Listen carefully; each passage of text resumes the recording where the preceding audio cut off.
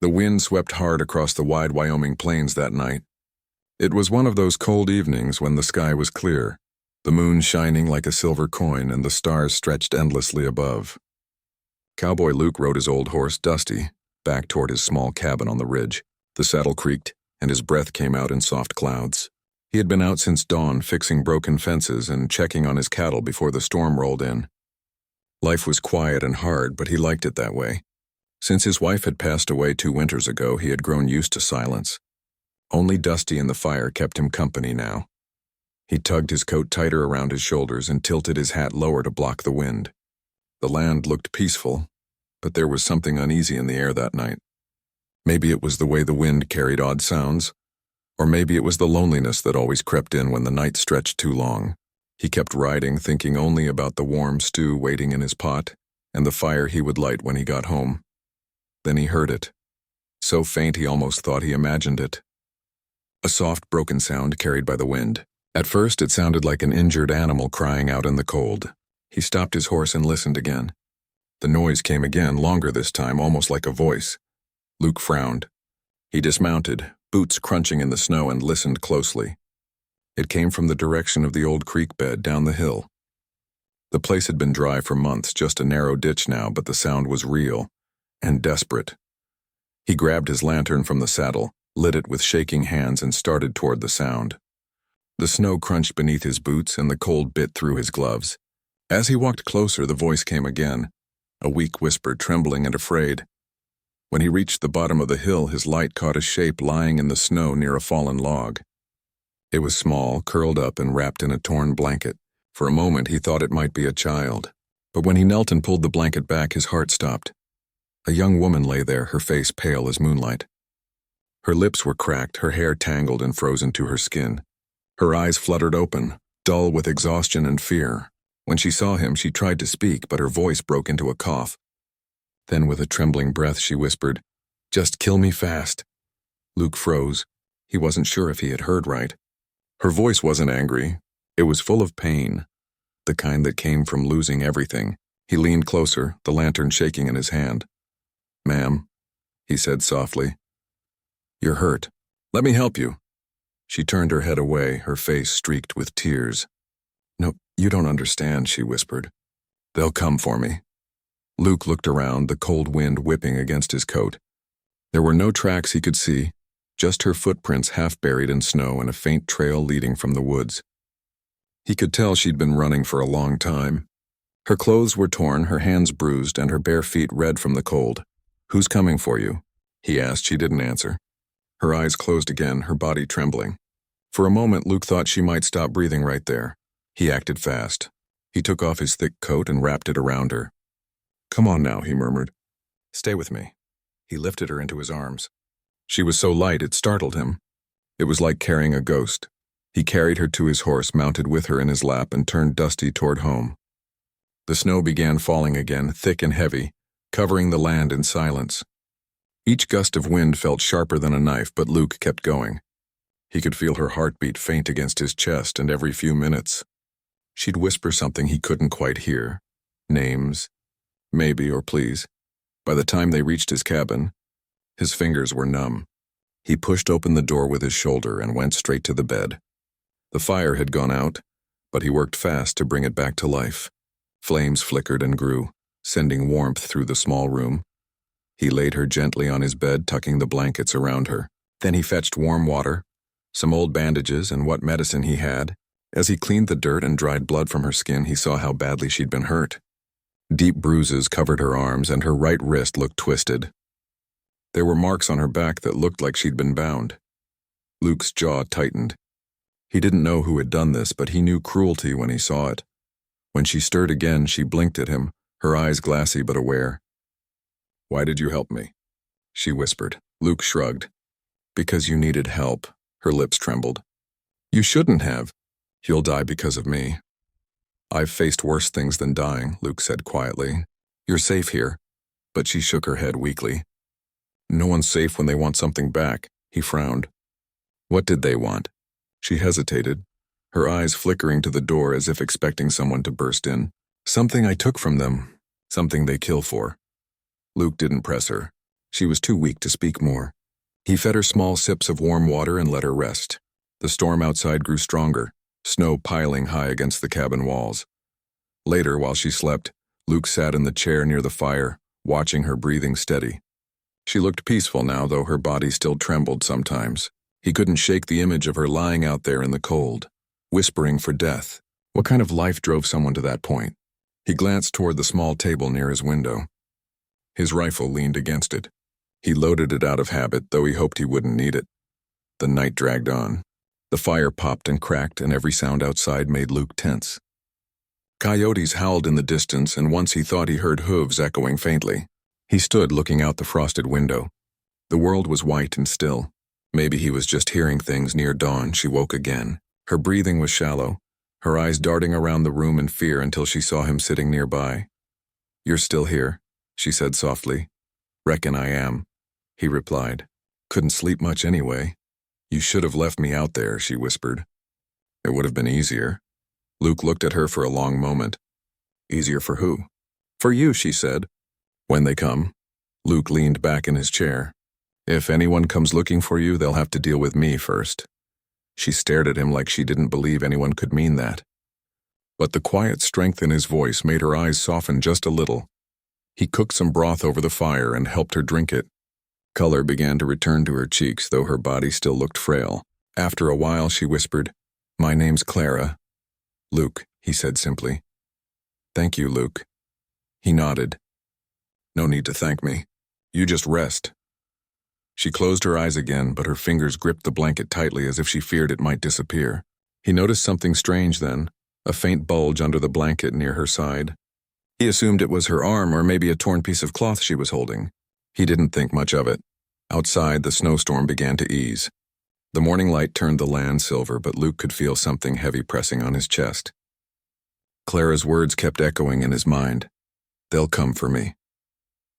When the storm finally stopped, Luke stepped outside to check the tracks. The air was sharp, the snow deep, but he found something that made his stomach twist. Just beyond the ridge, faint horse tracks led toward his property. They weren't his. Someone had been out there, maybe watching. He went back inside, loaded his shotgun, and set it beside the door. Clara looked up when he entered. "You saw them," she said quietly. He didn't answer right away. "Tracks," he said finally. "Could be anyone." "No," she whispered. "It's them." "They don't stop." Luke sat down again. "What do they want from you, Clara?" She stared into the fire, her voice barely audible. "They forced people to work in the old mine near the canyon. They called it a business, but it was a prison. I escaped with something they hid down there. They think it's worth a fortune. I just wanted to be free." Luke frowned. "You're saying you took something from them?" She nodded weakly. "It's not gold or money. It's proof, papers, names, what they did. They hurt people, Luke. I couldn't let them keep doing it." He sat quietly, letting her words sink in. Then he realized something. "Is that what's in the blanket?" Her eyes widened. She hesitated, then slowly nodded. He reached out gently and pulled the blanket open to check if she was hiding something dangerous. Maybe a weapon, maybe those papers. But when he lifted it, he stumbled back in shock. Under the blanket, wrapped against her chest, was a small baby. Barely a few months old, weak but breathing. The child stirred softly, eyes opening to the flicker of firelight. Luke stood frozen, his heart pounding. The woman saw his face and started to cry quietly. "They would have killed him," she whispered. "He's not mine, but he was born there in that place. They didn't want him to live." Luke couldn't speak. For a long time, the only sound was the crackle of fire and the baby's faint breaths.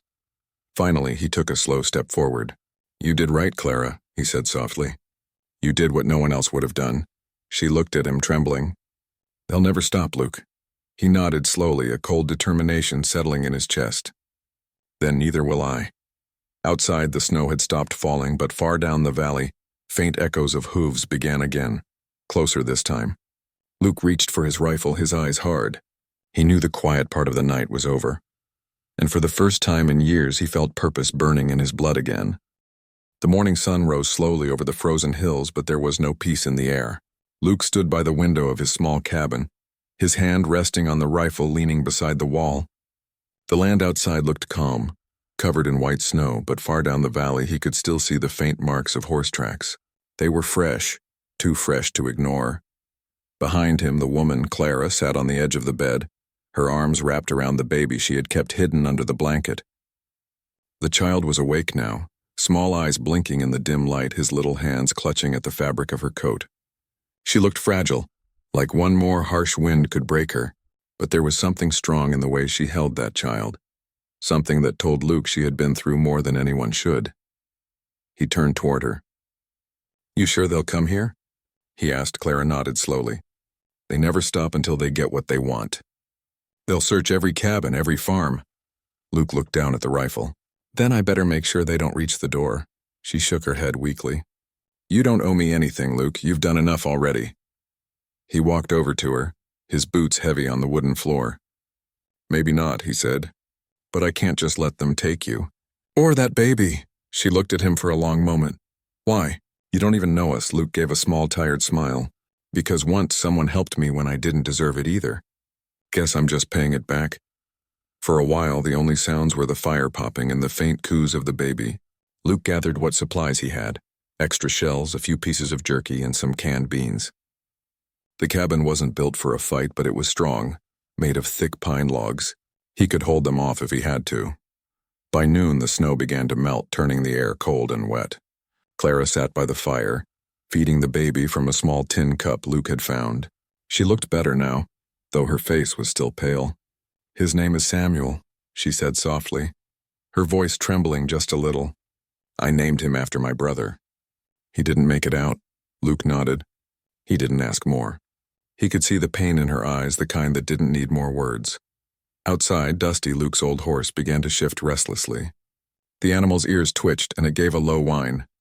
Luke knew what that meant. Someone was near. He stepped to the window and looked out across the snow. 3 riders appeared from the far ridge, their dark coats standing out against the white. They moved slow, scanning the land. The one in front rode with confidence, his back straight, his hand resting easy on his revolver. Luke recognized that kind of man right away, a man used to control, used to getting his way.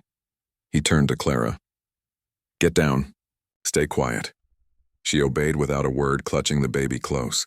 Luke moved to the door, checking the latch, then crouched near the window. The riders stopped about 50 yards from the cabin. The leader raised a hand, signaling the others to stay back. Then he called out, his voice carrying easily through the cold air. "Morning, friend. We're looking for someone, a woman. Small brown hair, injured. You seen anyone pass through here?" Luke stayed silent. After a few seconds, the man called again, a little louder. "Ain't looking for trouble. Just a runaway thief. She took something that don't belong to her." Luke's jaw tightened. He pushed the window open slightly and shouted back, "No one came by here. You should move along before the storm hits again." The man chuckled, the sound sharp and cold. "Appreciate the warning, Cowboy. But you see, I make my own weather." Luke could see the gleam of metal in his belt. The man was armed, and so were the 2 behind him. He wasn't sure how many more might be nearby. He closed the window and stepped back, breathing slow. Clara's voice came from behind him, trembling. "That's him. His name's Garrett. He runs the mine. He'll kill anyone who stands in his way." Luke nodded once. "Then we make sure he doesn't get the chance." He took position by the door, checking his rifle one last time. The baby whimpered, and Clara gently rocked him, whispering soft words to calm him down. Every second stretched longer, the silence pressing on their chests. Then, without warning, the knock came. 3 hard raps on the wooden door. "Last chance, friend," Garrett called from outside. "Let me take a look around, and I'll be on my way." Luke stayed quiet. The man waited, then spoke again, his tone turning sharp. "You hiding her? That'd be a bad choice." Luke's voice came out steady, calm. "I told you, no one's here. Now leave." There was a pause, and then the sound of a revolver cocking. "Suit yourself." The next moment, the front door shuddered as a bullet tore through the wood. Clara gasped, clutching the baby tighter. Luke ducked, aimed through the small side window, and fired back. His shot hit the snow near one of the men's horses, making it rear.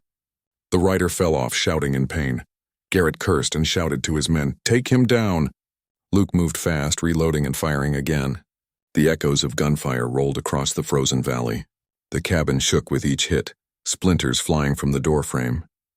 Inside, Clara crawled behind the bed, covering the baby's ears. Her body trembled, but her eyes burned with fear and strength both. Luke's calm voice cut through the chaos. "Stay down! Don't move." Minutes passed like hours. Then the shooting stopped. Silence returned, broken only by the crackle of the fire. Luke waited, listening. He knew better than to think it was over. Then came a voice from outside, softer, closer. "You can't hide forever, Cowboy. We'll burn this place down if we have to." Luke leaned against the wall, sweat freezing on his forehead despite the cold. He could see shadows moving through the window. He was outnumbered, but not beaten. He took a deep breath and stepped to the door, shouting, "You walk away now and no one else gets hurt. Keep pushing and you won't see morning." Garrett laughed. "You got spirit, I'll give you that. But 1 man against 5? Luke smiled faintly. "Guess we'll find out." He threw open the door, fired 2 quick shots, and ducked back. One of the attackers dropped to the ground. The others scrambled for cover. The air filled with smoke and the sharp smell of gunpowder. Suddenly, the baby began to cry loudly. Clara held him tighter, whispering, "Please, please stay quiet." Luke looked back at them and felt something change inside him. That small cry. It reminded him of his own child, the one he had lost long ago. The pain that had lived quietly in him for years came rushing back, mixing with something fierce and protective. He turned back toward the door, his grip tightening on the rifle. He wasn't just fighting to survive anymore. He was fighting for them, for a woman who had been broken and for a child who didn't deserve any of this. When the next man tried to rush the porch, Luke's bullet found its mark. Another fell. Garrett shouted orders, his voice growing desperate now. The fight went on until the gunfire faded and the last horse bolted into the trees. Only Garrett remained, limping toward the cabin, blood staining his sleeve. He held his revolver with shaking hands. "Don't make this worse, Cowboy," he shouted. "You don't know who I am." Luke stepped onto the porch, his rifle aimed steady. "I know enough," Garrett sneered. "That woman, she's a liar. She stole from me. That baby ain't hers." "I know," Luke said quietly. "And that's exactly why I'm not letting you near them." Garrett's eyes widened, realizing Luke wasn't bluffing. He tried to raise his gun, but before he could aim, Luke fired once. The man dropped to his knees, falling into the snow.